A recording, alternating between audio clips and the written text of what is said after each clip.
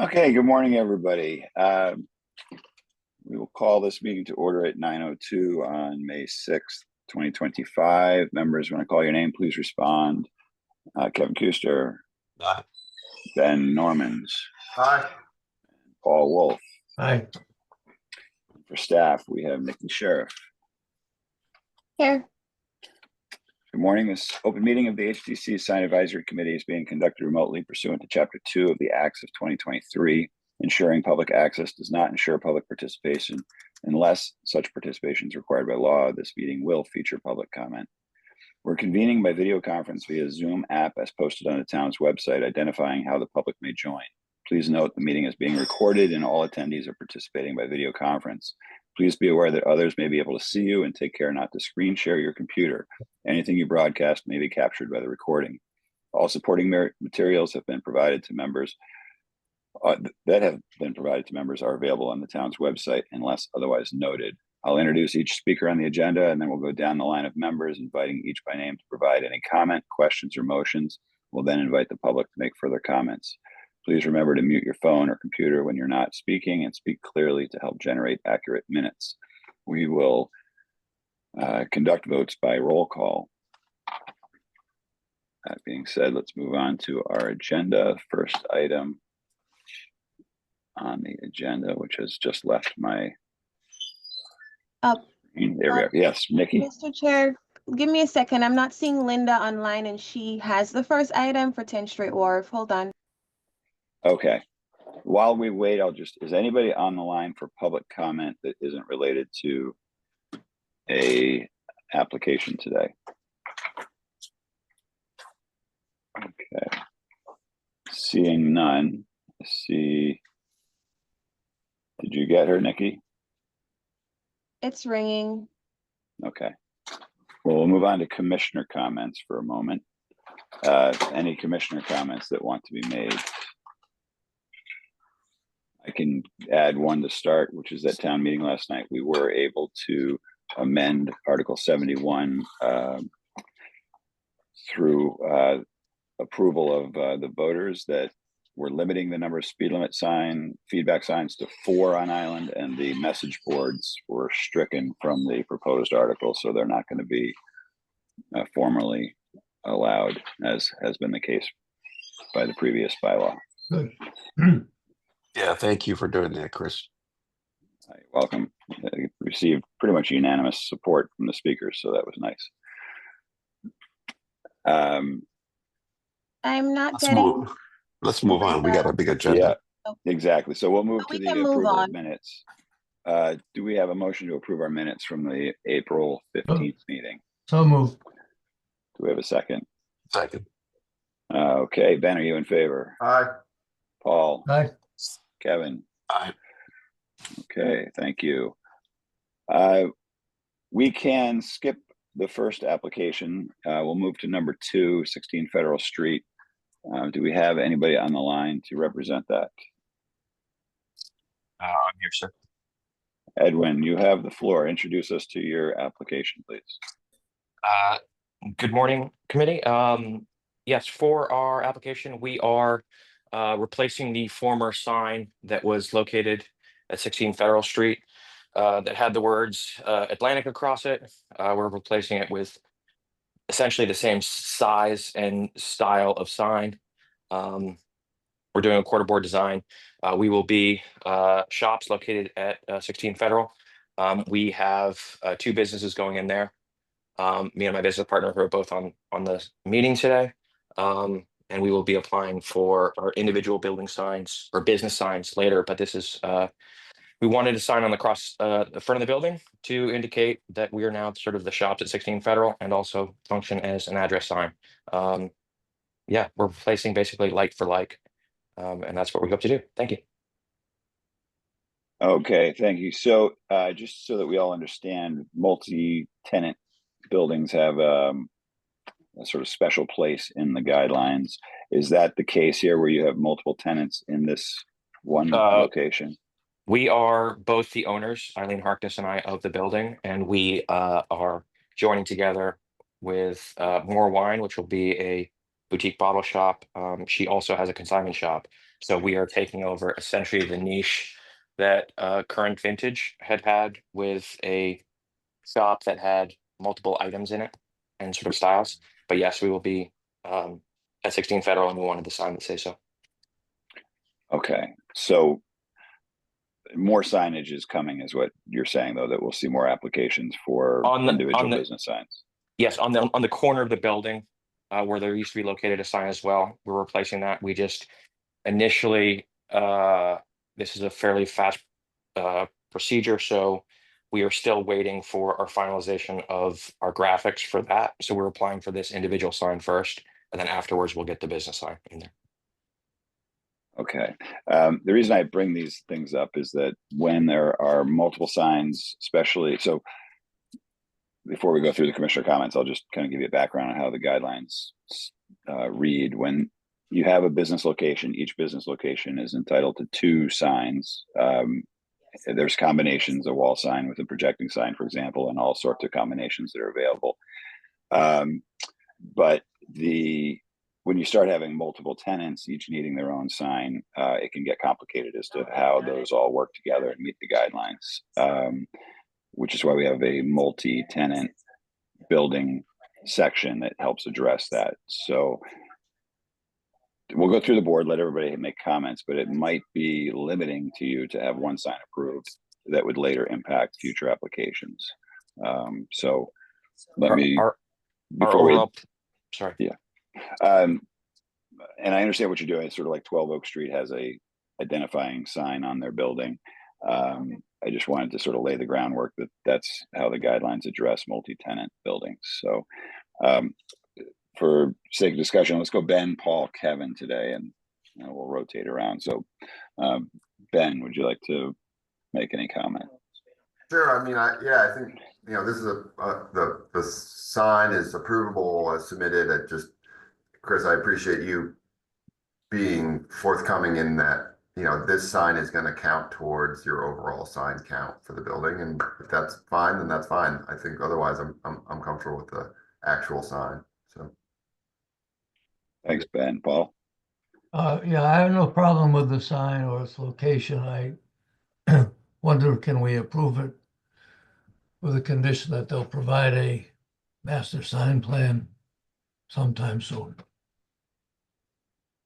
Okay, Kevin?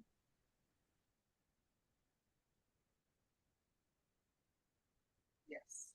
You Kevin, may be muted, Kevin. Yeah. Sorry about that. I have nothing to add to what's been said regarding the sign itself.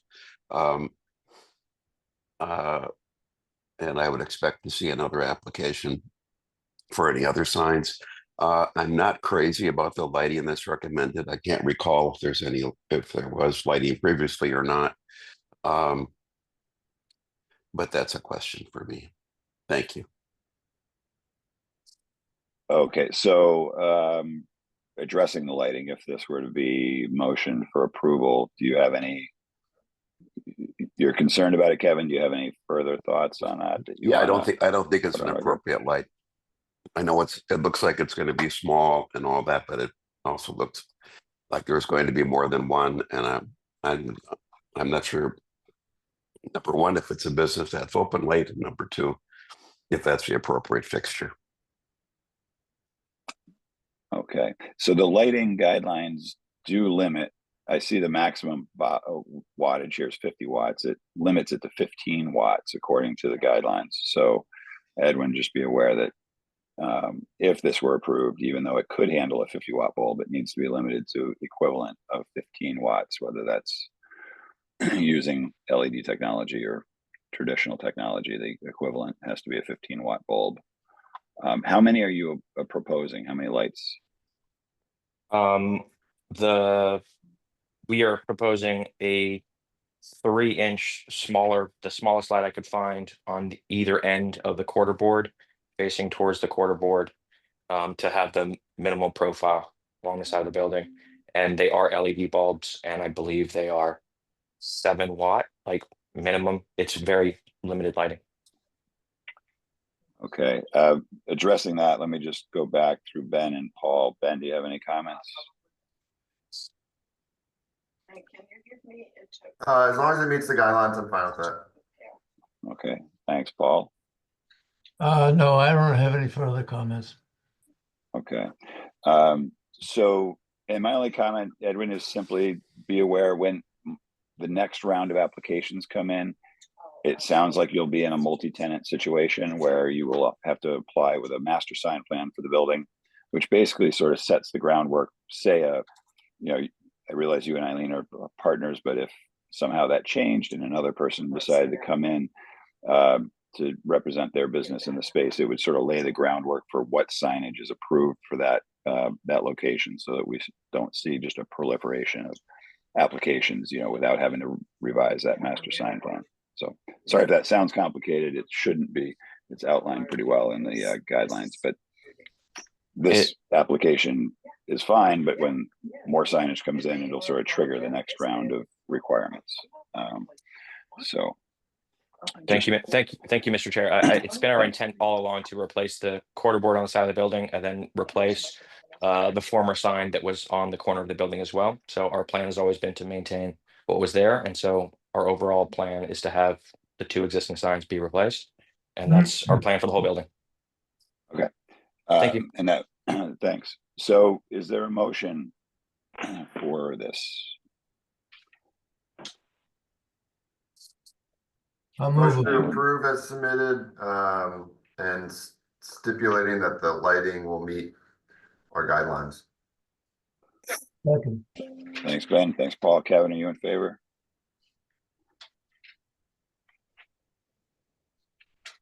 Aye. Thank you, Paul. Aye. Ben. Aye. All right. Thank you, guys. That's Thank you. one down. Has Linda joined the call? Okay. No, I haven't seen her, so we'll move on. Okay, thanks. We'll move to 5 Chestnut Street, projecting sign for the vault. Do we have anybody on the call to represent that? 150-896-7243. Hi, I'm here for this. All right. Hi, Kara, how are you? I'm good. How are you? Good. Would you introduce us to this, please? So we created a sign for the vault, I think like 6 or 7 years ago. And it's the exact same size, painted, carved, double-sided. They've changed their logo. So now it's black and white. It will be painted and carved, same size, same bracket. Okay. Have they moved locations? Is that what? No, it's the same location. We're just refreshing the sign. Okay. Thanks. Let's go Paul, Kevin, and then Ben. Paul. Just a question. I guess I don't recall what was there before. It's black and gold, and it has like a wheel lock on it. And this is black and white? This is black and white, yes. Well, I don't have any questions. Thanks, I don't Kevin. have any. Yeah, I think it's fine. Thanks, Paul. Kevin. I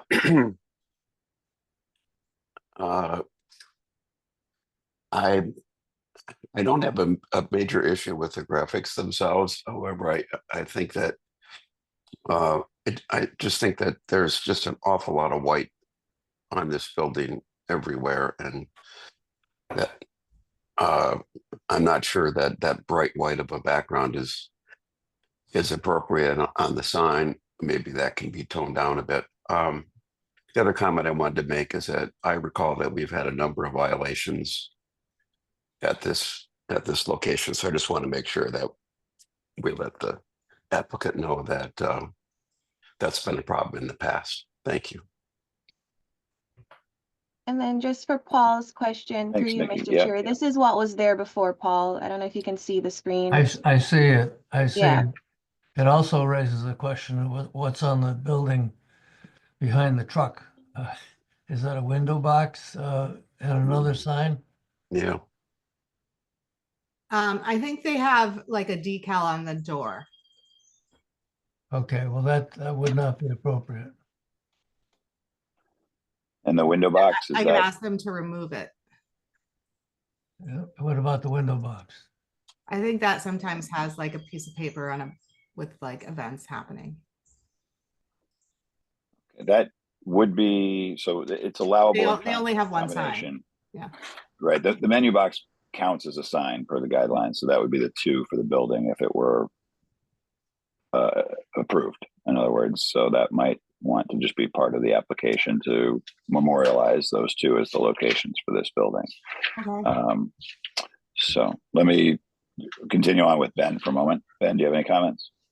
Yeah, regarding the sign, I mean, I definitely don't think we ever allow or prefer to have Nantucket written on the sign. I think that's generally something that we don't want to see Nantucket on every sign. So I wouldn't be in favor. I would be in favor of the sign if it had Nantucket removed from it. And then regarding the actual storefront, you know, I work right around the corner from here, and yeah, I think there's definitely a window decal. There's definitely that. Obviously, we can see the menu box, but I also think they often will put out like a dry erase board with slogans and kind of goofy stuff that is not appropriate, but also just a real traffic issue in that, because there's a very large tree there, and it's just hard to get around that corner with this kind of tacky, no offense, dry erase board in the middle of the sidewalk. So definitely agree that there's some violations that have kind of slipped through the cracks of the storefront.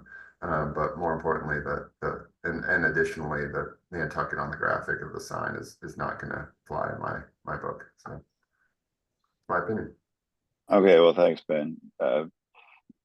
Tacky or not, any freestanding signage like that in the sidewalk is not permitted per the guidelines. So I think that's a good point you bring up. Kara, I'm sure they would be okay with removing Nantucket, or I will talk to them about it, and I will talk to them about the sandwich board. And do you want us to submit a second application for yes, the menu box? I think that would be the right thing to do, so that we just have this location kind of buttoned up neatly, and the applicants understand what's approved, assuming that it goes through the board's approval process. That would make the most sense. So with those things in mind, I think we should hold for revisions. Okay. Would somebody like to make that motion? So moved. Second. Thanks, Kevin. Thanks, Paul. Ben, are you in favor? Aye. And Paul? Aye. And Kevin? Aye. Okay, thank you. Thanks, Kara. Thank you. All right, we have 15 Broad Street. We have 2 signs that are on the agenda.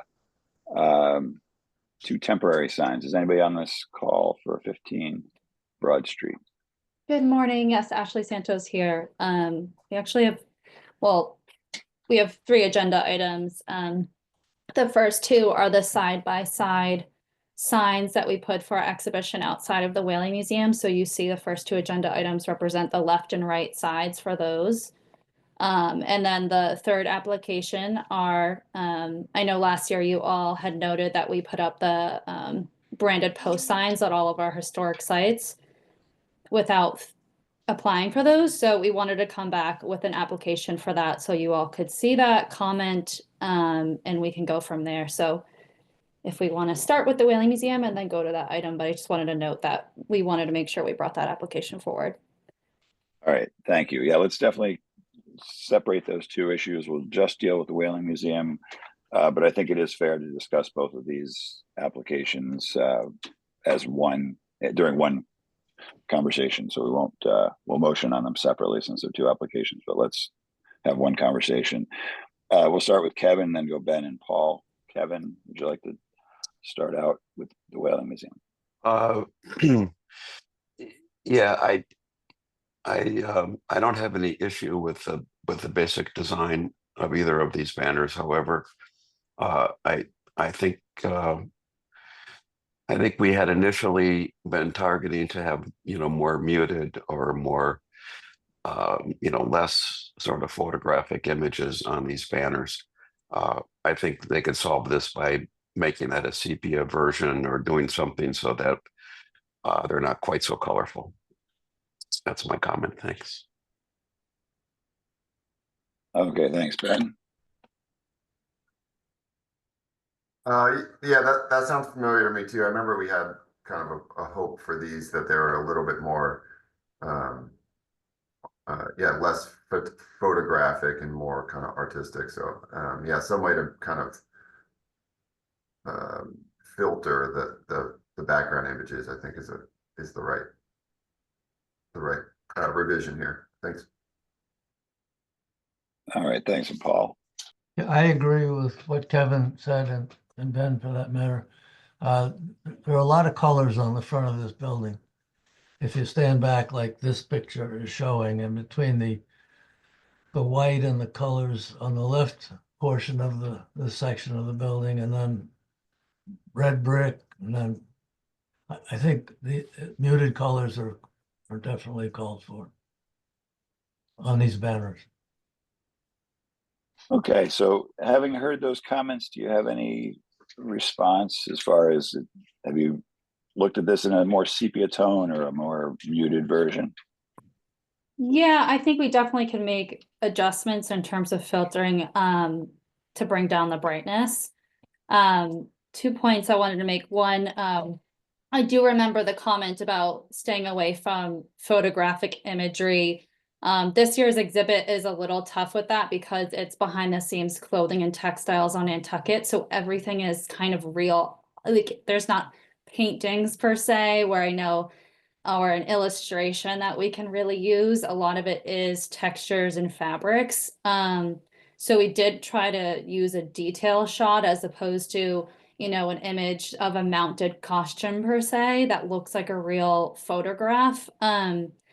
So that's just kind of based on the nature of the exhibition. My second point was, I'm curious if you all would prefer, as opposed to seeing two different side-by-side images, would, for example, the quilted image that looks and blends a little more with the red brick, that on both sides, would you be in more favor of that? In addition to us bringing down the filtering it a bit so it's not as bright, as opposed to seeing two different types of color and textures side by side. Does that make sense? That does make sense. I think that's a good idea. Let me just run around the board one more time. Kevin, Ben, Paul, Kevin. Yeah, I think that's an idea that would simplify it. And if you can at the same time filter it down a little bit, I think that would be successful for this season. Ben? Yeah, agreed. I think that the blue side seems a little off, but even if they were matching and the bottom had that blue quilt and or not the quilt, but the fabric and the top had the quilted thing and they were matching, that might work too. But yeah, I think all those sound like good ideas. Thanks, Paul. I agree. Okay, so for these two applications, we'll just do two votes. First, the sign on the left. Would we have a motion to hold for revisions? So moved. Second. All right, we'll give Kevin has the motion, Paul the second. Ben, are you in favor? Aye. Paul Aye. and Kevin. All right. All right, thanks. And on the right side, motion to hold for revisions. So moved. All right, Kevin, motion, Paul second. Ben, are you in favor? Paul, Aye. Kevin. Aye. Great. All right, thanks. Okay, so multiple locations, signposts. Yes. Oh, sorry. Go ahead, Ashley. Give us a little introduction. Yeah, so I just wanted to address these. So we essentially, we certainly have a lot of issues with wayfinding and people identifying our multiple properties under the Nantucket Historical Association parent brand. So the idea was obviously to create a similar signpost that the Land Bank has, the Conservation Foundation, Sconset Trust, you guys know all the organizations that do this on island.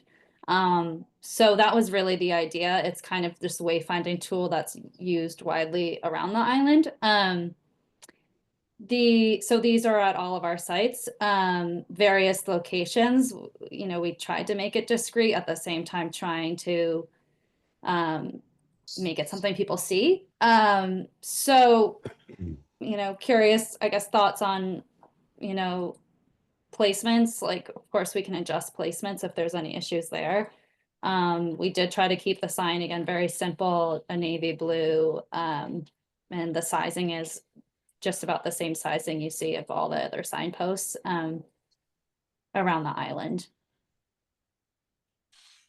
Okay, thanks. A little background. Many of those organizations that you've brought up have applied in the past for their locations and gone through quite a bit of scrutiny as far as where those signs would be appropriate. At the same time, there are no doubt many of these markers that have not come before the board requesting approval. So it's an interesting genre.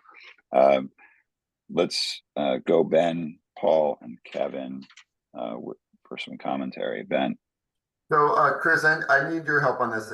It feels like a million years ago, Ashley. Maybe you remember, but I actually helped the NHA on some of this wayfinding signage.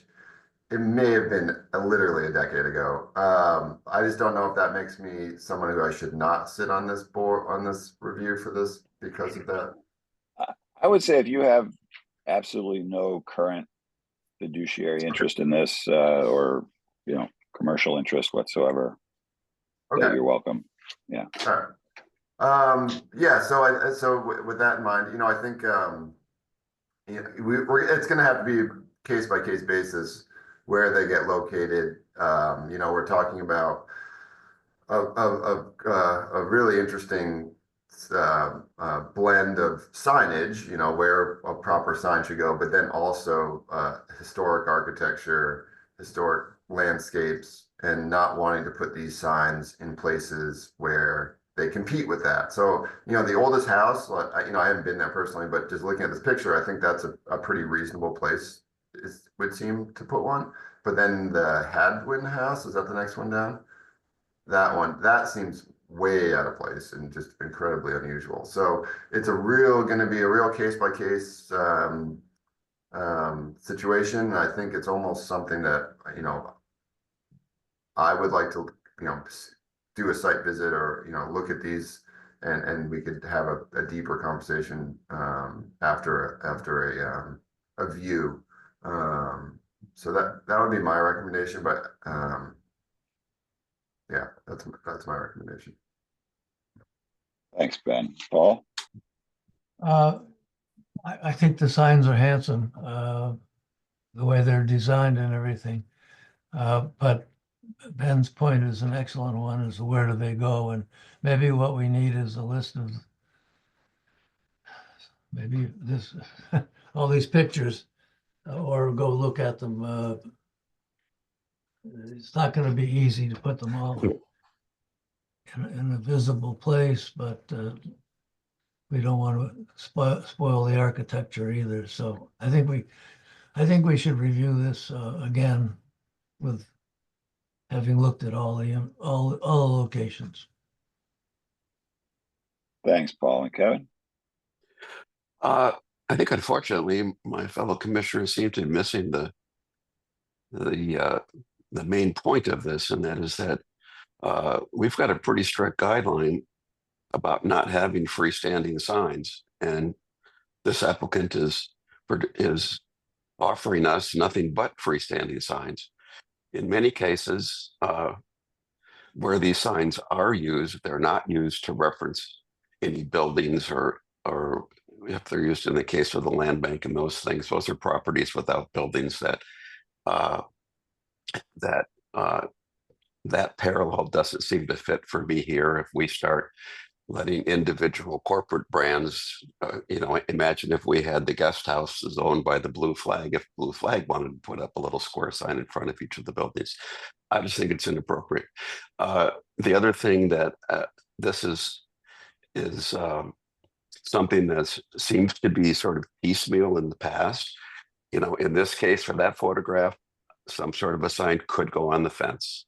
In other cases, there's, like in the cart house, there's a sign, the post is being put right up next to the sign that already exists.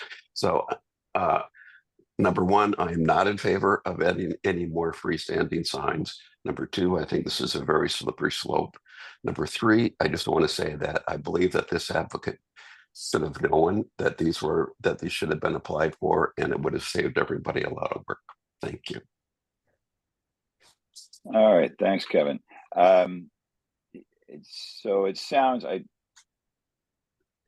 at the very least, we've been given only a few days to sort of receive this application and digest it. Site visits, whether it's to determine the viability of location or whether they could be mounted to buildings, whatever each board member's thoughts on that are.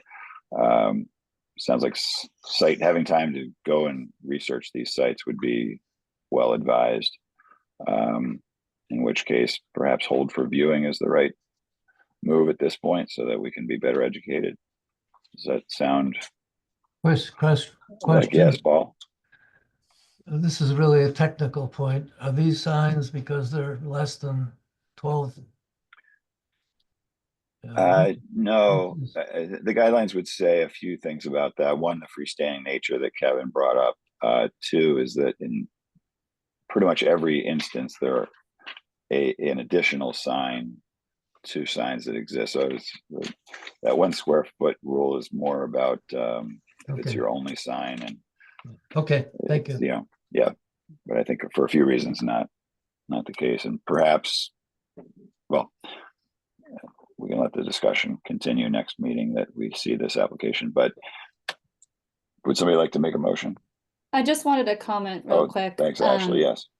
I think it's important to note that we are a nonprofit and the organizations on island that have these signs are nonprofit. So in terms of it being a slippery slope, I think you can make a clear boundary of only nonprofits are allowed to do this on the island. It's not for-profit businesses that have multiple locations that want to be doing this. So I just want to make that point. But so for I don't know where I am on this agenda. application, should I guess be adjusting this application, or is it just that you all are going to do site visits and then the same application will be presented in the next meeting when I come back for the other sign revisions that I'm going to make, or is that clear? Yes, I think that if this is held for viewing, you would basically just be waiting for another review by us. If in the meantime you want to make some adjustments, feel free to come back with, having heard the comments. If you want to come back to the meeting with some other ideas that you want to present, that's welcome. But we're not asking for any specific revisions at this time, just time to formulate some better opinions. Okay. I believe that's the motion that's going to be presented and passed. Kevin? Well, I have a different opinion. I think just because somebody puts something up and then comes back and asks for forgiveness, I don't think that's a proper way for us to be accepting applications. I would prefer that since these are freestanding signs, they have not been applied for, that this should be denied as an application until it's fully thought out. That's my opinion. To go around and view these as if they're approved flies in the face of our process. Well, we have no motions on the table at the moment, so I'd like to make a motion to deny this application until it comes back in a form that's acceptable, for presentation, due to the fact that they are all freestanding signs. Do we have a second to that motion? Chris, if I second it, does that mean it just goes to a vote? I mean, I know how I want to vote on it, but. Yes, and we could open it to discussion. Well, no, I think if you second it, we're voting on it. That's the way I'm. Okay, I'll second that to see where the vote goes. Okay, so we have a motion that's been seconded to deny this application based on the fact that freestanding signs. We're going to do a vote by roll call. Paul? Aye. Ben? No. Excuse me. Yes. Yeah, Paul? I meant no. No. Okay, let me just read. Let's start from the top here. We have a motion to deny this application based on the fact that it's a freestanding. These are freestanding signs. Paul, do you want to deny this up? Yes. You want That to was my deny? First time. Paul, do you want to see this application denied? Yes, Okay. Ben, do you want to see this application denied? No. Kevin, do you want to see this application denied? Yes. Oh boy. Well, unfortunately, I would like to continue this conversation. So I'm going to say I don't want to see this denied, which puts us at a deadlock. Can I make a new vote? Yes. Or what? And I will be quite honest with you. I don't know what the Roberts Rules of Order. Nikki, are you aware of what would happen in this instance? And Linda So Williams that is on the call. motion, the motion doesn't carry. So A majority. someone else can, Thank you. make a new motion. Thank you. Thank you. So I'm ready to make a motion. Ben, go ahead and make a motion. I would make a motion to hold this application for a view and that the NHA remove the existing signs in the ground until an application is approved. Okay. Second. Well, thank you, Kevin. Paul, are you in favor of that? aye. And Ben Aye. and Kevin? All right. I am as well. Well phrased. Thank you, Ben. Okay, and then we can coordinate the view offline. Just bear in mind that all of you can't go at once. It's like 2-2. Okay. Okay. Thank you. Okay, we are on to 40 Straight Wharf. Since we've moved on, we'll get back to 10 Straight Wharf at the end of the agenda. We're at 40 Straight Wharf, the projecting sign for Black Dog. Is anybody on the call for that? Hey, good morning. How are you? Good, thank you. Introduce us to your application, please. Yeah, so we were up on Main Street for a few years, which I'm sure you guys are aware of, but we had moved from 40 Straight Wharf. We're now going back. So this sign that we're proposing was the original sign from 40 Straight Wharf that went up to Main Street. And we're just proposing that we bring it back down to 40 Straight Wharf. It was hung in this picture just to get a picture. So you guys could see the location. Somewhere in here, we have all the previous application from, not sure what year it was, that the Douglas family had submitted, 2006. So it's just one wood carved sign painted. And that's the proposal. Okay, thank you. We're going to go Paul, Kevin, and Ben. Paul? If this is the same sign as you had before, we approved before, I have no problems. Thank you, Kevin. No concerns. Ben? No concerns. I don't have any concerns. Do we have a motion? Motion to approve. Second, Thank you, Ben. Aye. Paul? aye. Kevin? Aye. That takes care of that application. Thank you, Jim. Thank you very much. So can I have the people on the island So hang it? Or should we I wait for I should back up. I meant to say this at the beginning of the meeting, since we have a lot of first-time applicants here. We are going to recommend approval. Our votes are basically to recommend approval or other actions by the full HDC, which meets tonight. Best thing to do would be to wait until tonight's meeting either adopts our recommendations or perhaps there's some discussion that changes them. They have the authority to make the final vote. Best thing to do, wait until tomorrow morning. Okay, thank you so much. I appreciate the clarification. Yes, thank you. Have a good day. You too. All right, 33 Main Street projecting sign. Is anybody on the call to discuss this?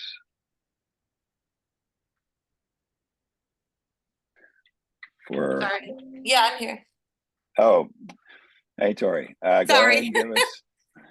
I Welcome just to the had call. to I just had to get the dogs out of the room. Okay. Hi, good morning, guys. Good morning. Talk to us about this. Okay, so first and foremost, I kind of had to jump in head first and had a pile of these signs thrown in my lap. So if I've missed anything, we'll get it right next time. I'm just trying to pull it all together. This is at 33 Main Street. It's the basement tenant below, I believe the first floor business is called the Hill House. And they are looking to use the existing bracket, but they would prefer to put it right here to the left of the green door as their first choice. It currently sits at the top of the stairs to the right, which I believe I have a photo of that as well, farther right there. And with that, I'll defer to you. I think I filled out all the details as far as beveled edge, carved, painted, and all that for you. Okay. Size is correct. Let me Yes, just sizes are jump- all correct, yeah. Actually, I'm sorry, I let me say think- that is 24 by 36 would be 6 square feet. 5 square feet's the maximum allowable Oh, okay. size. Okay, So just we'll start with that yeah, comment. yeah, no problem. And I Which did would, make a couple other notes of some regulations that you said.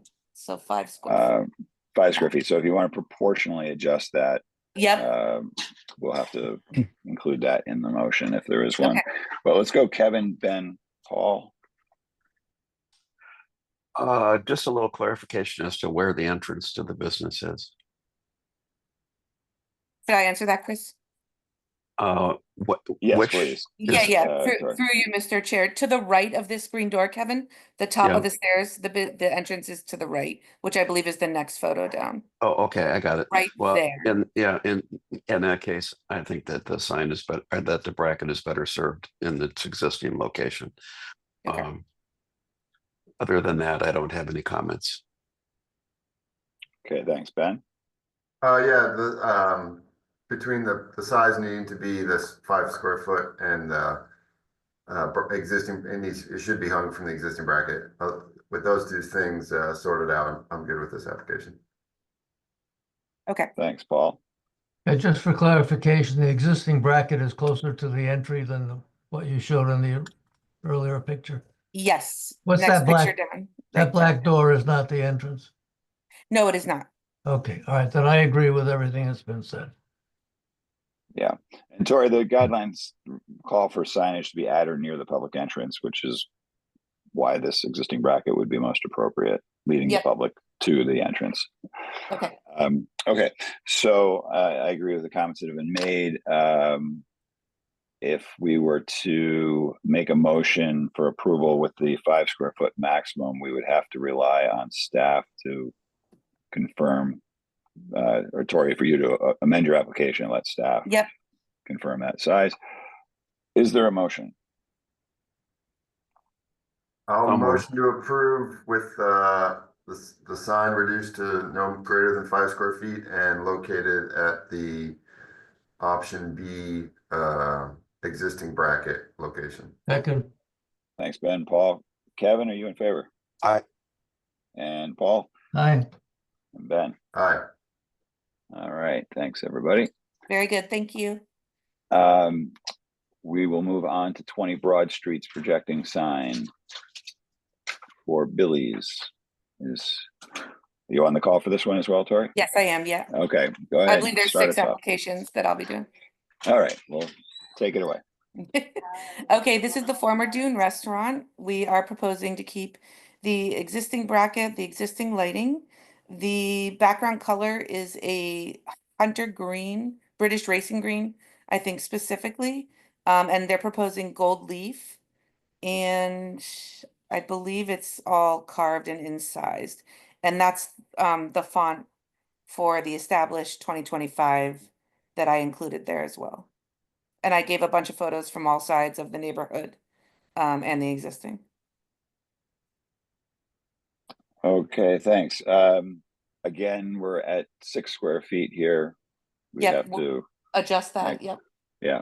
So once you get that calculator out, you'll be good for these applications. We have Kevin, Ben, Paul. I'm assuming that the menu box is staying, and that between this and that existing menu box, that those are the 2 signs for this business. I would assume so, yes. I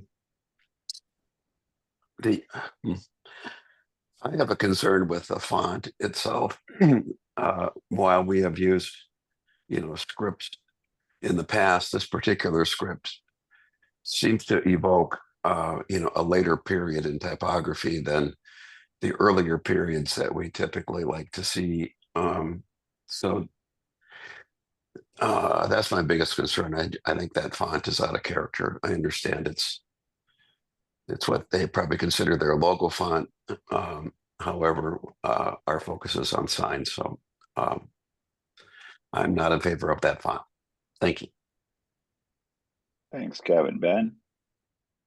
Yeah, I mean, I think I could probably be okay with the font. I think what's bothering me is actually a lack of a border. If it had a gold leaf border, rectangle around, not just the ends of the block of the actual sign, but an actual like rectangular border, I think I'd be a lot more comfortable. So I'd like to see a border. Okay. All right, thanks. Tori, hold any comments until we're done here. Paul? I agree with Ben about the border. Okay. All right. I understand where you're coming from, Kevin, with the font. I could see how this is generally the the motif logo, whatever you want to say that they're using. Tori, there is a guideline that says you can have up to 15%. You can use a logo that's 15% of the sign size. And that's determined by the rectangle that it would fit into. So the fact that this is on an angle actually adds a little bit more volume to your area to your logo, so to speak. If you were to put that in a rectangle, looks like it's a bit more than 15% just off of judging it. That's just letting you know for any future applications how the guidelines just address logos and atypical graphics. I agree that a border would be a good idea on this sign. Having said all that, is there a motion that somebody would like to make?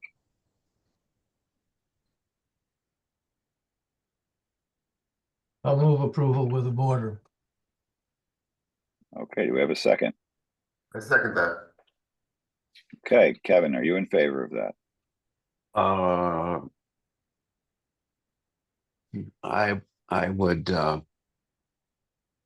How close are we to the 15%? I would be in favor of it if we're at 15%. If we're not, I'm not.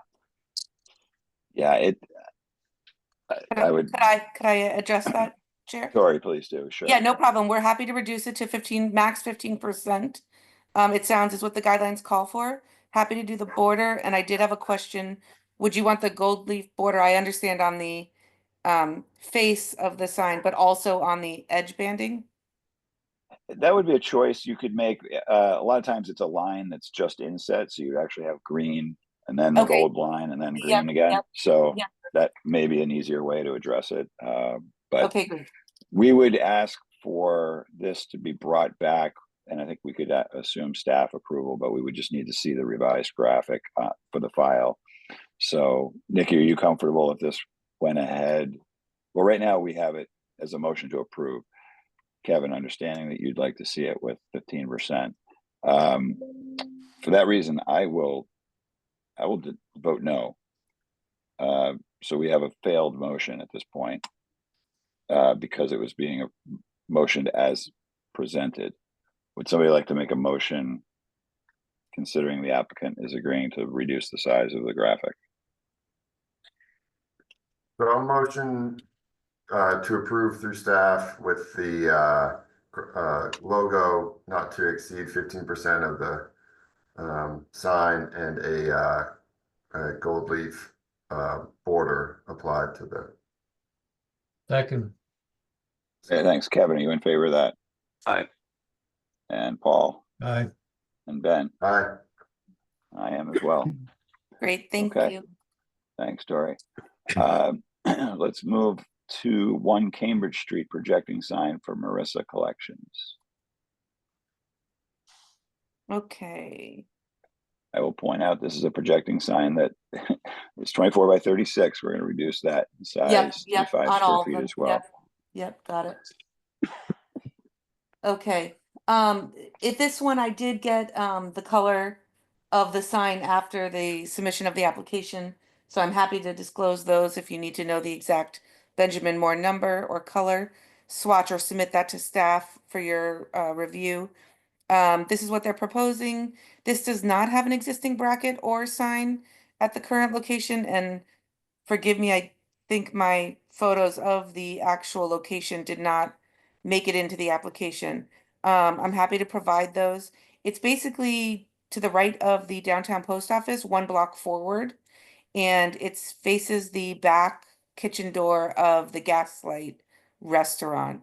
It looks like they're doing construction on India Street side of this building, and this will be a separate business on the right-hand side, Cambridge Street side only. Okay, so this is not, we're seeing the Veronica Beard building. This is not the Veronica Beard building. No, if that's a for that's a reference. conversation for a separate sign that I wanted to get to have you guys opine on. But we can have this conversation first. This is for the proposal by the door on Cambridge Street. Okay, so we're looking at a projecting sign that is located on the building that's being renovated, formerly the Nantucket potato chip Crisp. Yeah. crisp, the potato chip shop, formerly the Sweet Inspirations. Okay. Yes, exactly. But on the interior of that block, the other side of the block from Facing the Gaslight. Okay. You got so it. this has been separated into two different commercial spaces. Eventually we'll Correct. see a separate, and it is almost two different buildings, just to Yes, let everybody correct. know it's Yep. okay. We're going to start with Ben. Go Ben, Paul, Kevin. We're looking at a projecting sign only by the door on Cambridge Street. So is it me? Yeah. Yes, Ben. Tori, is this going on the brick building? Yes. Okay. The Yeah, single story brick building. So, I understand that it's probably a little tricky to get proper pictures of this right now because it is under construction, but I think we need proper kind of documentation of where on the building, what the building looks like, does this sign look, the size of the sign in relation to that building, making sure it's high enough that you don't hit your head on it when you're walking down the sidewalk. So, unfortunately, step number one, I think our application is sort of incomplete. Then in regards to the sign, the pink color, how does that look with the brick? Is that an appropriate color to go along with brick? I have some concerns about that. So at this moment, I'm not ready to, I have some concerns, but I feel like I don't have a complete application to review. Thanks, Ben. Paul? I agree with what Ben says, and I'm still a little confused exactly where this sign is going. So it's on the former chocolate shop, is that what I understand? On the other side of that block, it's actually to the interior, basically to the left of those double windows of the t-shirt shop there. There's a brick building directly behind. It'll be the first time. Oh, this is closer, signage Nikki. is The other there in way. this I think we location. got too Yeah. much on the agenda. Yeah, I can submit We can't be photos. I talking agree. now. We need the proper application here. Yeah. I would agree. Motion I'll to- just let Kevin. Okay. And Motion to hold for further information. Thank you. And I do want to point out 1-story buildings have a limit of 4 square feet for a projecting sign, not 5. So just 4 keep that in square mind. feet. 4 Okay. square feet. So when you bring a revised application, considering that. So we have a Okay. motion, Kevin. Do we have a second? Ben, you seconded. Yeah. Paul, are you in favor? Hi. And Ben? Aye. And Kevin? through you, Hi. Mr. Chair, if I could ask one question. So the picture of Veronica Beard and the secondary longer sign would be a second application. So am I understanding correctly? They could indeed apply for that. There could be 2 signs per business. The guidelines do allow for that. So Okay. bring a second application before us Okay. to review. Best to be done at the same time, to be Okay, honest. great. Okay. But are we talking about a multi-use building here? I mean, isn't this one building? It Let's used wait. to be, yeah. We have a We're motion gonna on the move on. floor. We're gonna move on. Okay. But yeah, it actually appears to be 2 different buildings. Okay. But we'll wait for an application to come before us. Okay. Okay, so we are at 22 Center Street. Hold on. I don't think we Nobody finalized that voted on vote. that one. Oh, well, that So would be Ben important. second, And now Thank you. roll call. Thank you. Paul, are you in favor? Aye. Kevin? Aye. Ben? Aye. I am as well. Thanks for the support there, Nikki. Now let's move on to 26 Center Street. Tori, are you representing this application I as am. well? Yep. Okay, go ahead. So this blue does not do the sign justice. It's more in line with the navy blue on the existing D Dream sign. It's the same business, same owner.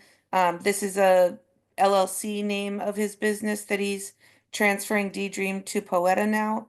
I do again have a navy blue Benjamin Moore color swatch that matches the D Dream, and the writing would be the same silver as you see in the D Dream sign represented here. It would be in the existing bracket, existing location. And just a point of reference regarding the address and GIS. The GIS, I believe, Nikki, you said it's 22 Center, right? And this is door address number 26, just to be clear. And they are not proposing to do the, I gave you context of the streetscape as well. They're not proposing to do the corners the way the D Dream sign is. It's a straight rectangle. Thanks, Tori. Paul, Kevin, Ben, Paul. I don't, is there a border on it? Unless- Yes. Yeah, I don't have any questions. All right. Thanks, Kevin. I don't have any comments. Ben, What's the size? Are we, is it the same size? Yeah. Existing? 18 by 36. So it's what's that? 1.5 for it's within the Okay. guidelines. Yeah, no concern. Okay, do we have a motion? Move approval as presented. Thanks, Paul. Second. Thanks, Ben. Kevin, are you in favor? Yeah, I'm in favor, but I just at one point I can't help myself. It would sure look a lot better if you slid that P over a little closer to the O. It looks like it reads PO. Anyway, I'm in favor of the motion, but I think you could tweak it a little bit. All right, thanks, Kevin. Happy to do that. Ben? Did I get Ben's vote already? I apologize. Now I just got sidetracked. Ben, are Sorry. you in favor? Aye. And Paul, you're in Aye. favor? I am as well. All right, thank you. Thank you. We're now at 9V Bayberry Court. Paul, do you need to recuse? Well, I think Or I will, abstain. because this has not come before the condominium association.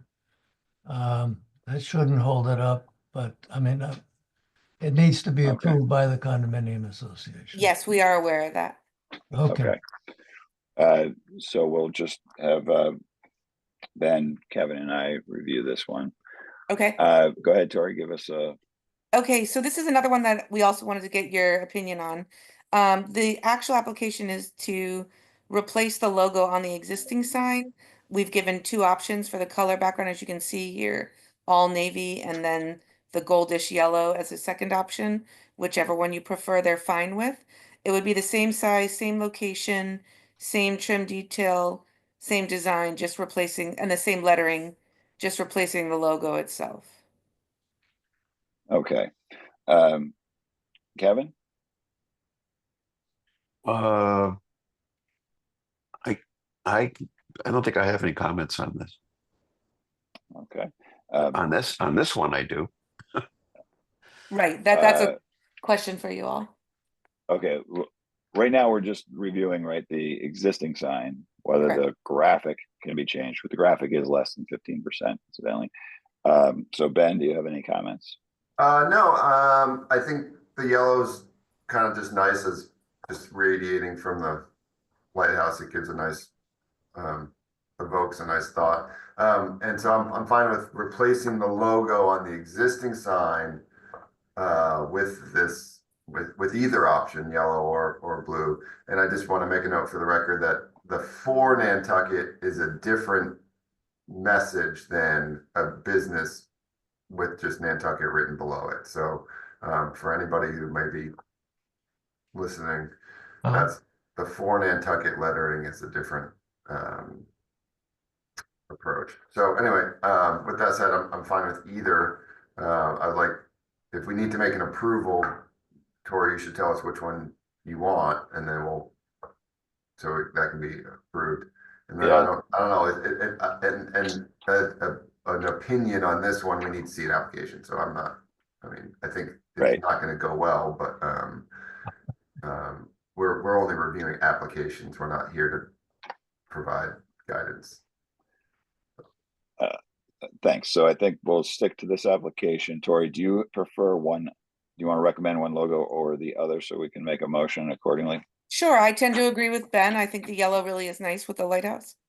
Okay. So would anybody like to make a motion using the yellow lighthouse logo? So moved. Kevin, would you like to second that? Second. Okay. Kevin, are you in favor? Aye. And Ben? Aye. I am as well. So yeah, could I just explain the other question? It's a tough agenda today. We've got so many. This is one of the fullest agendas we've had. Okay. So I guess I'll just go with the fact that they're allowed 2 total. Yes, and I would just say review the file. There's been a lot of applications for this location, so there's probably some history you could review. Okay. Okay, 34 Main Street's wall sign. Are you here for this one as well? Yes, I am. Yep. All right, go ahead, take us away. Okay, 34 Main. Okay, this is the old vis-a-vis.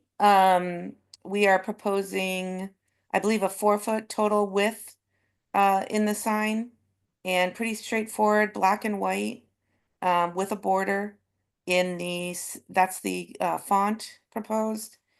And I took a bunch of streetscape photos. It's going in the former location of vis-a-vis, which I did actually include as well for reference if you need to look at that at the end of the photos, I believe.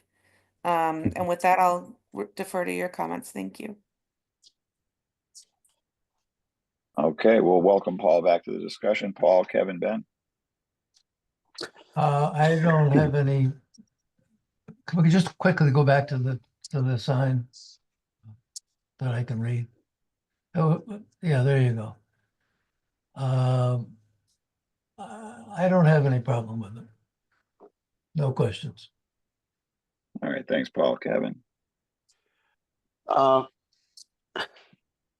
My concern with this sign is I feel like it looks a little like a label and not a sign. I think that it would benefit from more of a 3-dimensional frame. If you look at all the detailing around the windows and et cetera on this building, I think it could use a little more, detail around the edges to beef it up a little bit. That's my concern. Thank you. All right, thanks, Ben. Yeah, unfortunately, I agree with Kevin. I think the sign isn't really blending or working with the architecture, and I feel like it needs some. It needs some detail or elaboration. So yeah, I'm not ready for approval on this one yet, personally. Okay.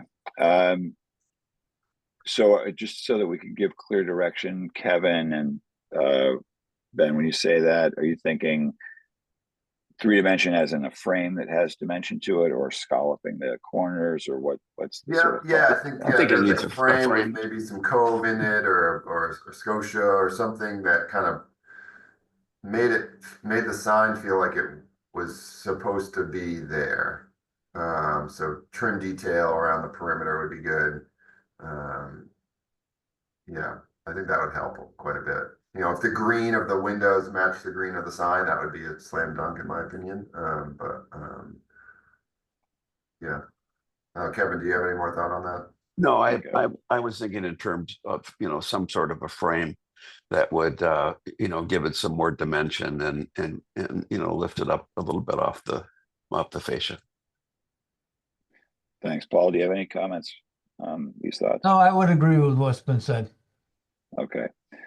Thanks. I agree as well. I think it's a pretty Question, prominent Chair? location. Yes, Yeah. sorry.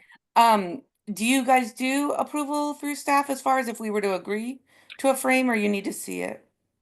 I think in this case, this is, Main Street's one of those areas that we need to be extra sensitive about. It would be good to have a chance to review again. Okay. So do we have a motion? Motion to hold for revisions. Second that. Thanks, Paul. You in favor? Aye. And Ben? Aye. Kevin? Aye. Okay, thanks. We are at 7 Union Street, 2 signs here. Thank Can you. you hear me? Thanks, Roy. Thanks, Dory. Yes, we can hear you. Okay, this is good morning. This is Mike from Plymouth Sign Company. And Hello. we're representing Union Street and on sign 1, they have an existing projecting sign that's on the corner of the building. They're rebranding, so they are changing the Just a Even moment, through you, Mr. Chair. Mike, I'm having problems. Can you speak up a little bit, especially for minutes? Thank you. that better? I don't think that so. better? That sounds a little better. Nikki, are you okay with that? Is that better? Yes. Okay, Nikki? thank you. Yeah, go ahead. Yes. So what we're doing is we are they're rebranding. So they've changed this sign, and they want to move the sign, take down the old one at the corner of the building, and move it to over their entrance. Sign will be Old Navy blue, Benchmore Old Navy blue with 23 karat gold leaf letters, double sided, and a nice routed edge around it. Okay, so the size is being proposed at, it says 40 by 20 on your graphic and 17 by 40 on your application, which is your thought there. It should be 17 by 40. My mistake on that. All right, yeah, thanks. That would keep it under the 5 square feet. Okay, so 17 by 40 as written on the application. Yes. Gotcha. So we will go Kevin, Ben, Paul, please. Just a little clarification on the bracket and the mount and the new location where you're proposing to mount it. Are we looking at the same bracket or a new bracket? Is first question. We're looking at a new bracket. Old bracket's old, rusted, falling apart. We're replacing the bracket, taking everything down that's on the corner of the building, and just putting a new bracket and a new sign over their main entrance. Okay.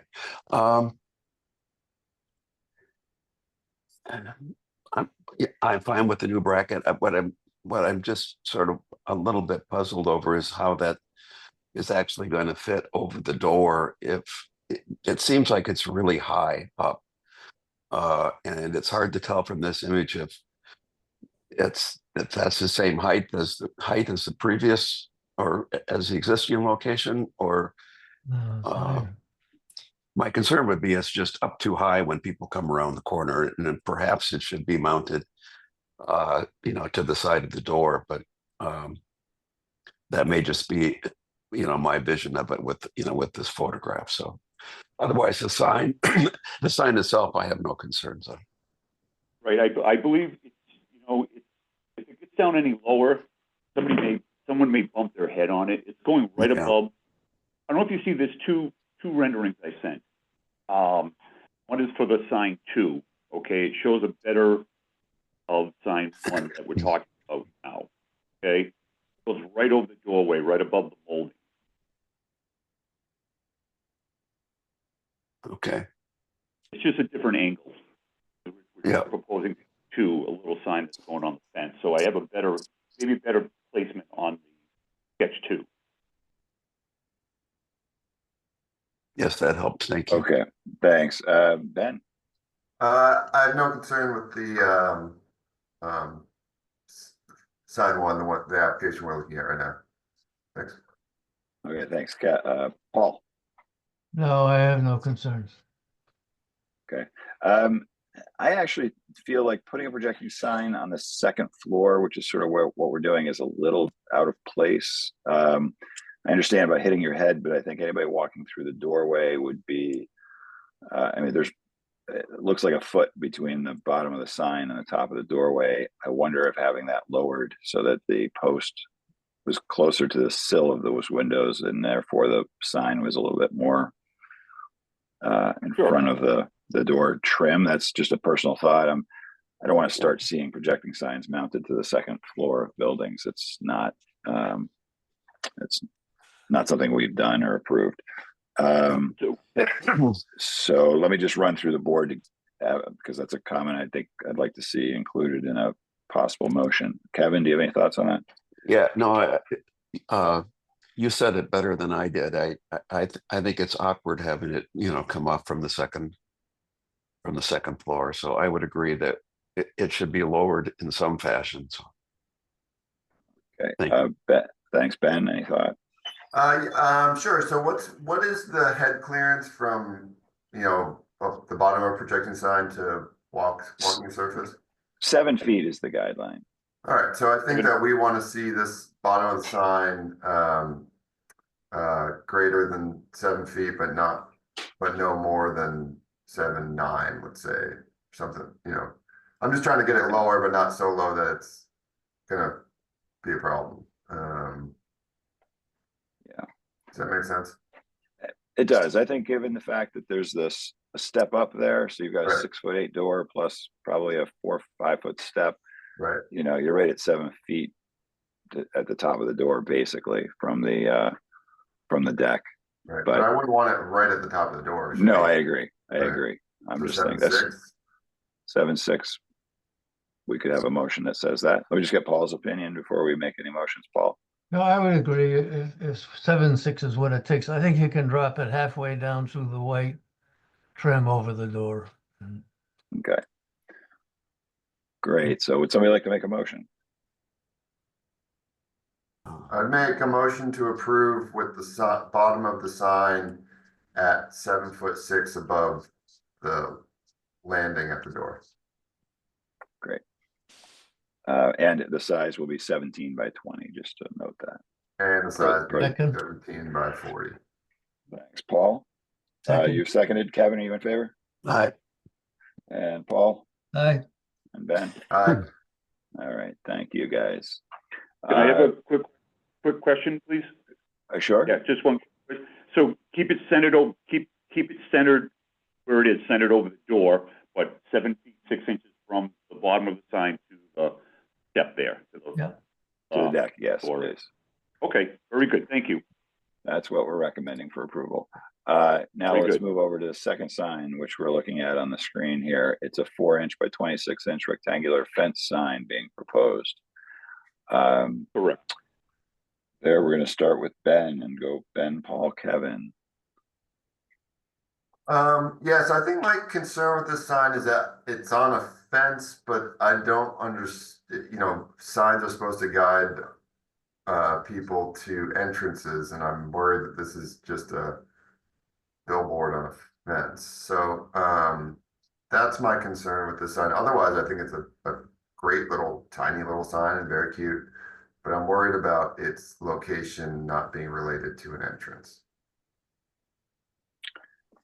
Thank you, Paul. Yeah, that was my question. What's the purpose of it? That's not a gate, I don't think. At least if it is, I can't tell. So I don't know why it's there. All right, thanks. And Kevin? I don't have anything to add.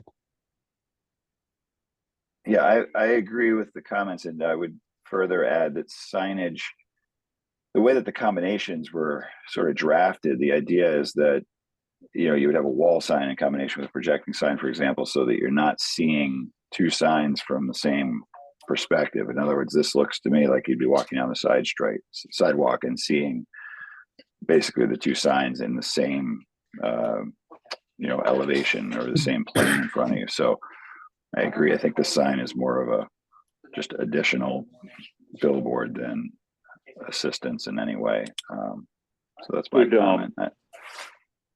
Could we put it, on the fence facing the road so that people, on the other side of the street would see it as kind of a small little entrance sign.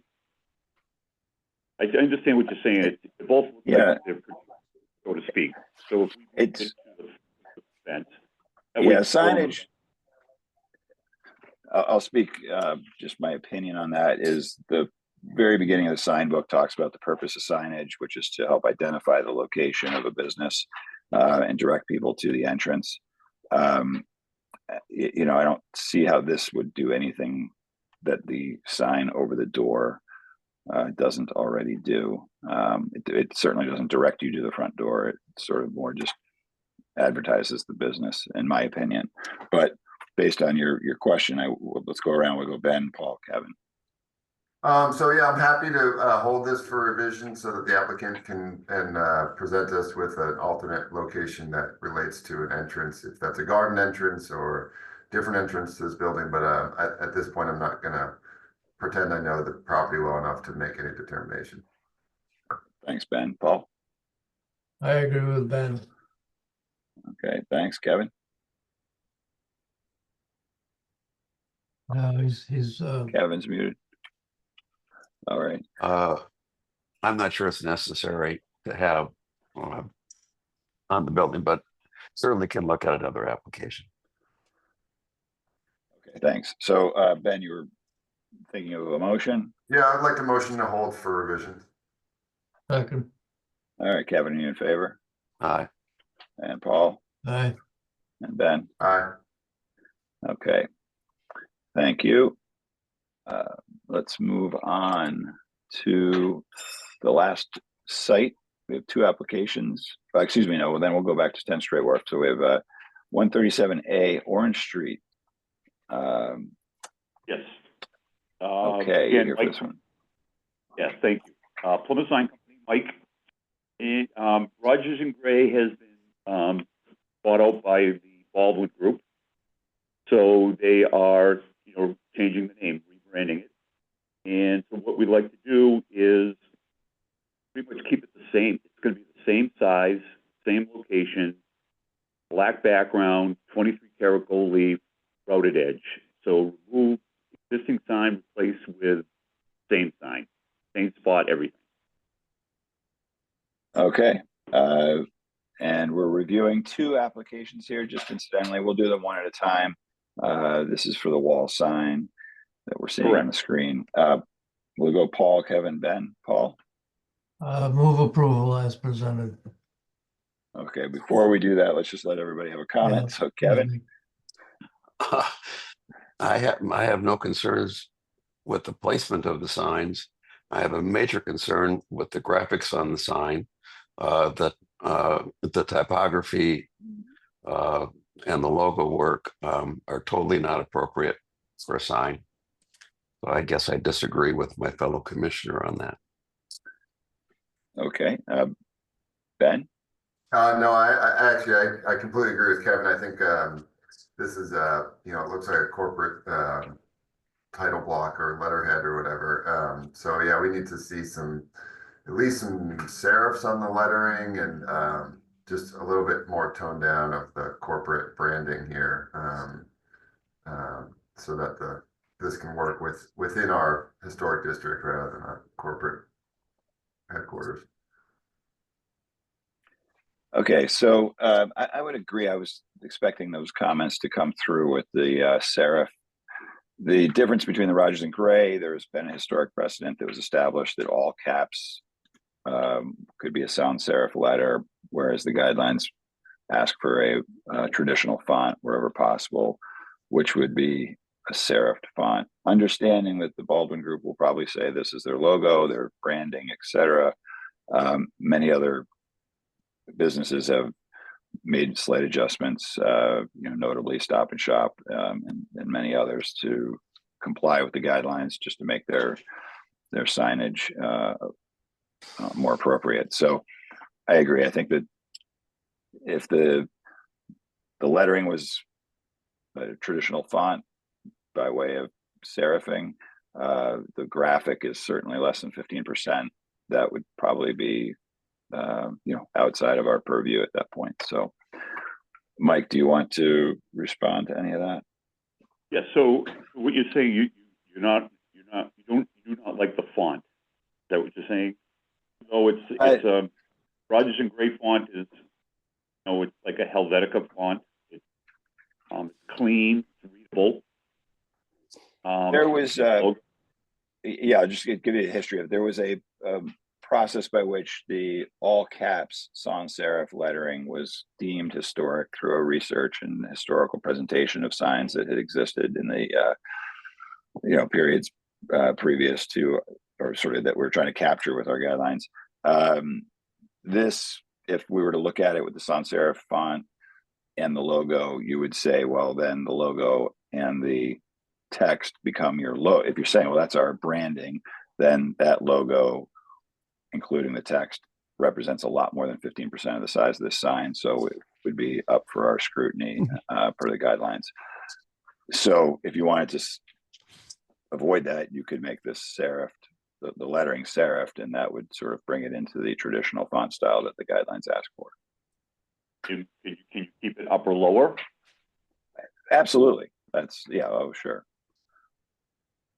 So you're looking. I believe that, yes, that's what the guidelines would ask for.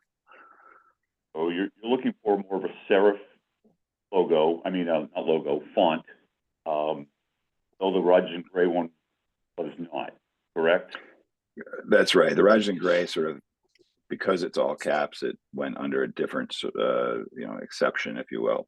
So if you were to call it this a Times Roman, for example, if that's sort of the equivalent to this in a serif version, albeit bold, that's sort of the direction, and you've got plenty of latitude there to present a different font with serifs.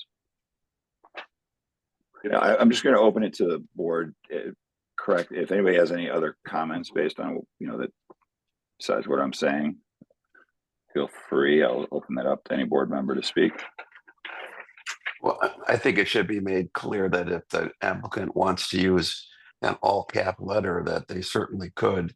However, the Rogers and Gray is not a typical, Helvetica. It's a condensed version that looks more like a, more like an old Universe style or something. But I think it should be clear that they either need to go to an all caps or to a serif.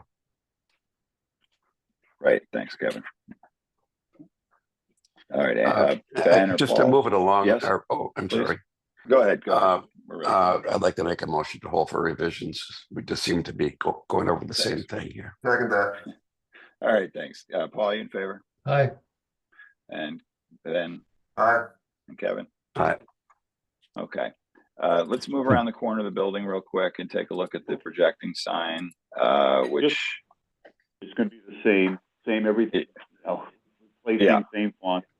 So just so that I'm clear with myself and my client, it's okay to go with all caps, and we'll have the logo there because it's less than 15%.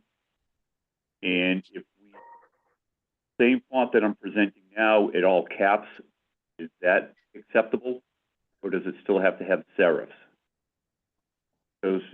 All caps is a acceptable font, as well as a serif font is an acceptable font. Okay. So yeah, you have your options We don't have there, but it would be obviously we'd like the two signs to coordinate with each other. So I think when you make your decision, you'll bring us a revision. And so size is appropriate, location is where it used to be. So I think we can move straight to a motion at this point if somebody wants to make one. Motion to hold for revisions. Second.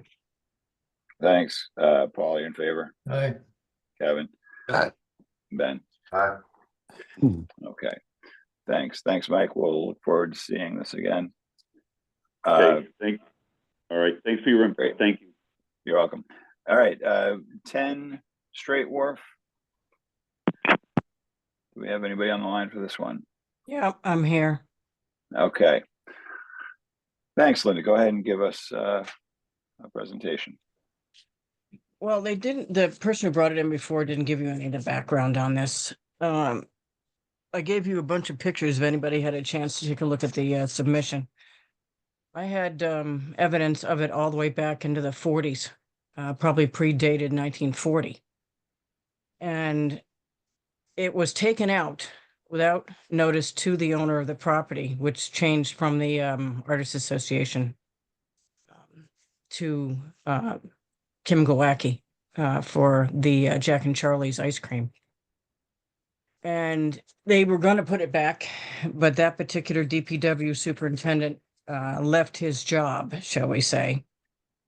And Kim's been trying to get it back ever since then. Yes, we'll do it. We'll do it. They didn't. So Kim went and reproduced it himself and put the freestanding sign right back where it was in the same hole, because that's actually his property. When they were redoing the sidewalk and they were putting the handicap ramp into the Macy warehouse, they were taking all the signs out, and they took his sign out and threw it in the back of the truck because they saw him do it. So if you go back, you can take a look at it. It's there. It's all the way up. The last picture I was able to get at it is probably in the 90s, and it was still there. And you keep going. And this is an example up there at the old Robinson 5 and 10. There are 4 signs on that building, all within 20 feet of each other. So this is the building next door, which was a blacksmith shop. They also had a freestanding sign up until more recent times. So that's an example of their sign. If you keep going down, that's the one next door to us again. And here's ours. This is 1948. There's the sign. And you keep going down. Building's in about better shape now than it was. 52, it's still there. 50s, pretty clearly. Keep going. Still there. There it comes into the 50s. Still there, as well as the freestanding sign next to us. That's the freestanding sign next to us. It's still there. And if you want to just keep scrolling, it's there. Keep going. It's still there. It's still there. 70s. The only reason we haven't put it back up is we were waiting for the DPW to do it, which is not happening with under the new supervisor. That's the 70s. 78. 84. 89.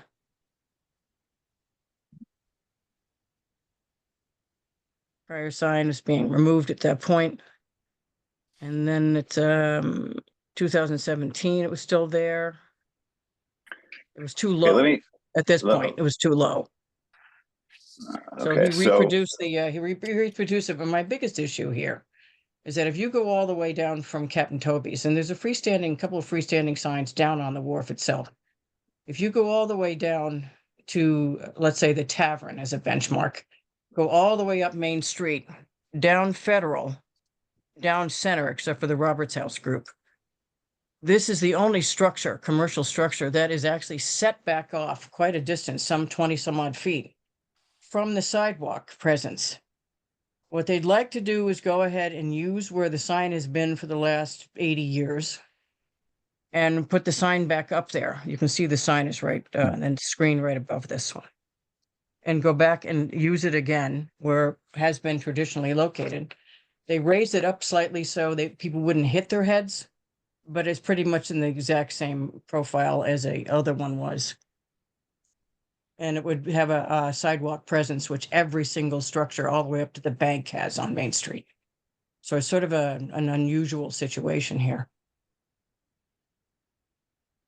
Okay, well, the interesting thing about, well, a few things to say. I think that we've seen this sign come before us several times, and it's been met with sort of the same review, which is once it's abandoned as a signpost, which I don't see any of your photographs really showing us how this has been used in 3 years prior to this application, or even 3 years prior to any other application that might have been reviewed.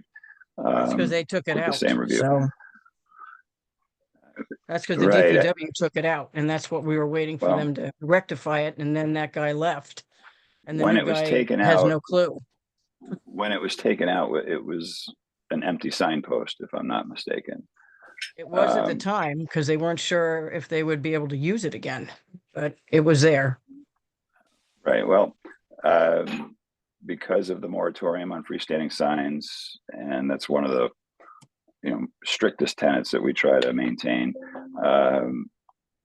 We have to just interpret each application, whether the sign is truly grandfathered by the definition or not.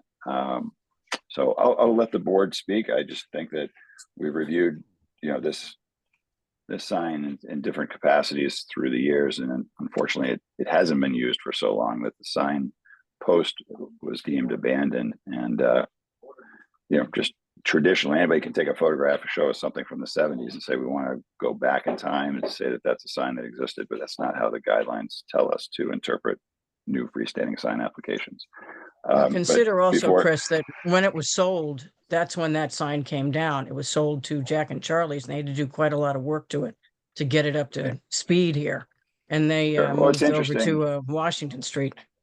It's interesting that we're seeing this photograph, the last photograph, in the docket, if you can scroll down, where we see the Jack and Charlie's sign up, but there is no sign on this freestanding post, which tells us that there was a point at which Jack and Charlie's made an application for signage, and apparently the sign was not approved. So I'd be curious to revisit the minutes if that was asked for, or we're clearly seeing Jack and Charlie's sign, but no sign on the signpost here. So I'm not sure Kim applied for it when he bought it, so I'm just not Okay. sure what the history of it was. Thanks, Linda. I'm just going to let everybody else speak. So let me just mute you and we'll go Ben, Paul, Kevin, please. Sure. So I don't know if I must have missed if this came recently. I must have missed that meeting. So if I'm going to say things that already been talked about, stop me. But at some point in time, I remember we did talk about this signpost. I don't know if it had to do with the Macy warehouse or what it was, but this signpost came up in discussion at some point in our relationship or our meetings. I don't know, Chris, do you remember that? Was it a Macy warehouse talk or what was it? And that's what I'm curious about. I know we've discussed this signpost, and I believe it. Nikki, I'd have to ask you to help us out with that. I'm not sure how hard it would be to research that, but agreed. I remember that this went around and was deemed an abandoned signpost. Was sort of the result of that conversation. Yeah. So anyway, I think we have guidelines, and unfortunately, we're kind of as a board we're hemmed to that guideline. However, I wholeheartedly appreciate and respect the history of this signpost, and that it's historically through nearly a century been used to advertise. That resonates with me quite a bit, and that this is an unusual storefront in that it's set back between otherwise large buildings. It almost is somewhat deserving because of its position on the street and historical context that it has a freestanding sign in this location. That, of course, opinion goes against our guidelines. So I'm giving you my opinion, but I, as a member following the guidelines, don't know how to rectify that. I also think about like Hatches. They have an old rusting signpost out by the road there that they don't use anymore. At some point, history will evolve to a point where, putting an old mobile sign up there might be really quaint in that, that doesn't really exist anymore, even though it's sort of a throwback. So, unfortunately, I have to follow the guidelines, but if there was wiggle room, I would be somewhat easily persuaded that a sign could go here. I don't think a 4.5 by 2 foot sign, but I in my head not fully closed the book on hanging a sign from that location. All right, thanks, Ben. Paul. There's a 3-year rule on if a sign is taken down, it can't be replaced under the grandfather clause. And this is clearly the case here. That the last sign, I don't know who the last sign up was, but it wasn't Jack and Charlie's. And 3 years have passed since that came down. So I think it's grandfathered. It can't be used.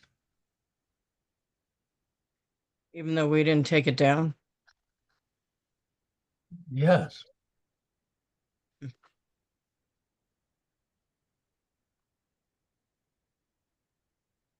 I have no other question, no comments.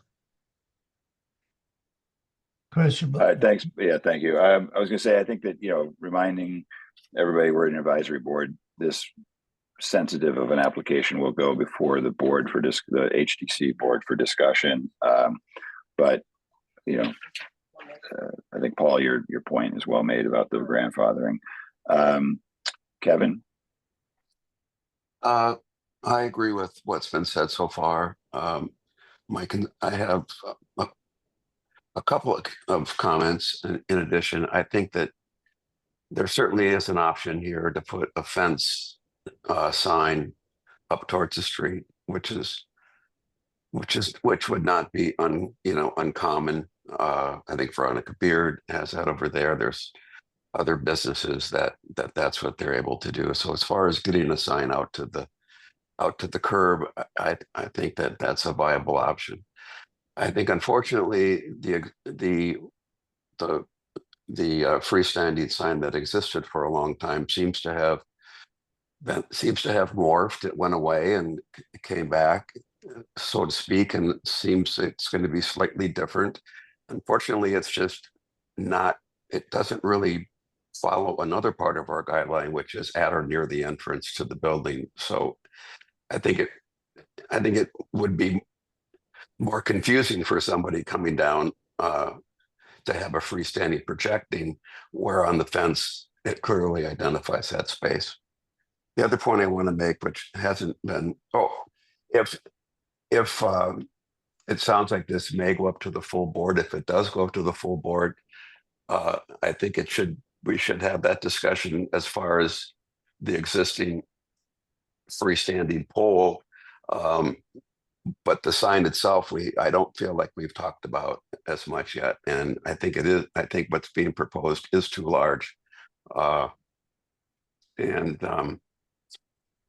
last comment is I could be a whole lot more comfortable with this application if I had some confidence that these would be the only signs that went up. But it has been year after year after year that we've had to chase down this applicant for violations. And whatever we do here, we need to get some certainty that that gets addressed, because otherwise we're just blown in the wind here. So those are my comments. Thank you. All right, thanks, Kevin. I think I've said my piece, and my concern regarding the grandfathered status. You raise a good point, Kevin. Let's assume that this is going to be discussed at the full board level. I'm just going to go one more round, Ben, Paul, Kevin, to discuss any graphic or size concerns regarding the sign itself. Ben? Yeah, the sign, is, I guess, 9 square feet, so that's much too large for a projecting sign. Or is it a freestanding sign? Is there a different size regarding freestanding? Maybe I don't know that, but I am actually going to get that to you in just a moment. So, yeah, I think, Kevin's comment about violations on site are absolutely true. But putting that aside, unfortunately, this is a guideline issue that if we're following guidelines, we can't approve this.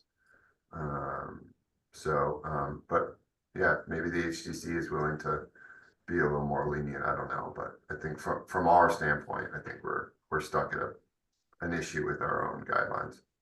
Is the size the only issue with this sign? Linda, just wait so we can go through all the board members, okay? To address the concern about the size, the way that the guidelines read for freestanding signs, it's assuming that you are reusing or refurbishing an existing sign, and it has to be the exact same size and design as what exists. So that's how there is no real size restriction or indication other than that. So It is too long. well, I agree. It's too long. Linda, if you could just let me go through the board members and mute yourself while we have the conversation. Paul? Well, yes, it is. It's as a sign, if it were to go on where they're asking, it's too wide. And we don't know what was the last sign there, so we can't follow the guidelines to say it can't be any larger than the last sign that was there. So I think the whole thing should be denied, and based on the guidelines and the 3-year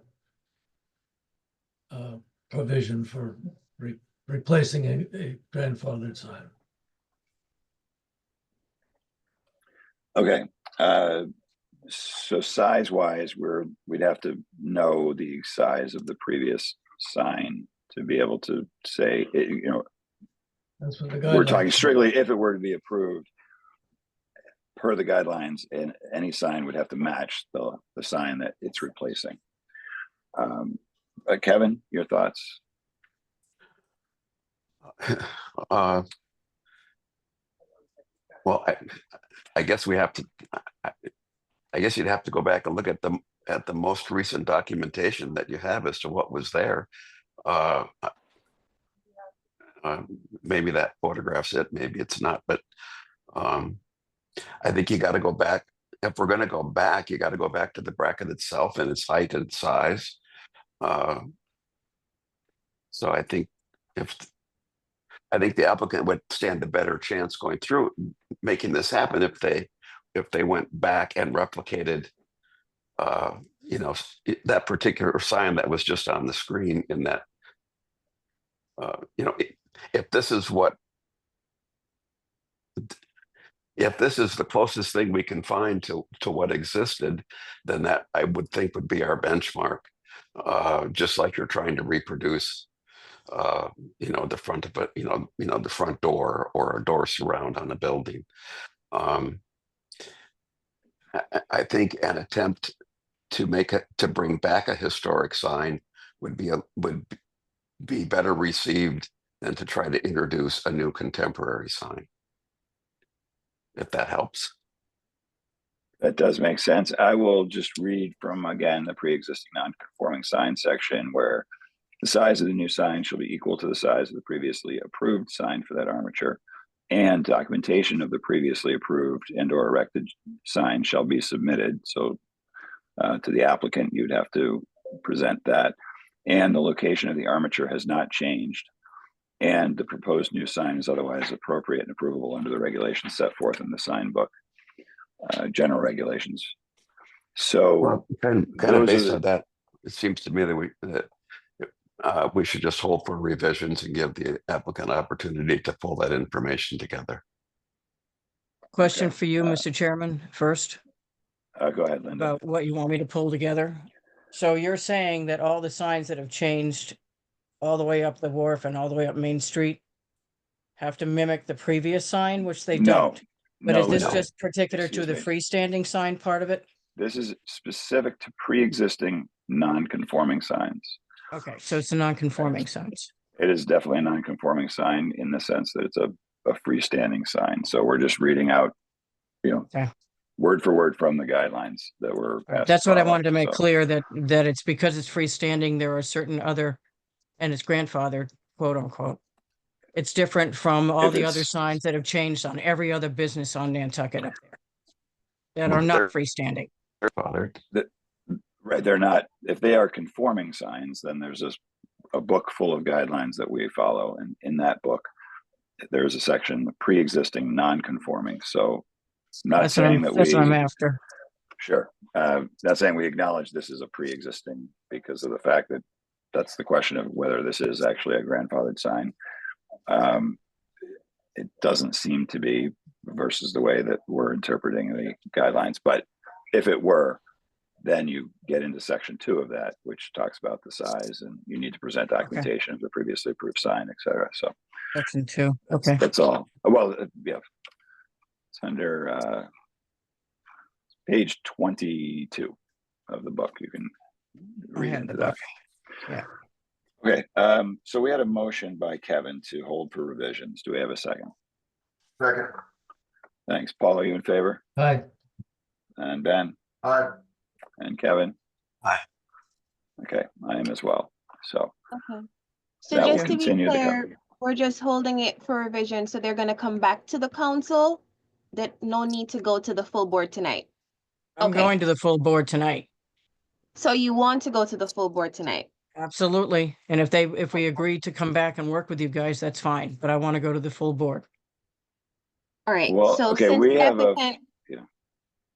well, since the applicant's requesting to go to the full board, which is fine. Chris, can you also be present at the meeting, or whoever, if everyone wants to come or join via Zoom? Because you'll have to Yes, that'll be also, up at 4:30, correct? it starts Basically, at 4, so at like 4. 4:15. Yes, yeah, I'll join the meeting. I wish Okay. it was 4:30. Right, so I'll be there, and if anybody else is able to join or on Zoom, feel free. yeah, I'll send the Zoom link to everyone. If you have availability to join, that would be great. If not, at least Chris will be present as well. Okay, but our motion was to hold for revisions, and Yep. we can let the board review it at their pleasure. Okay, thanks, Linda.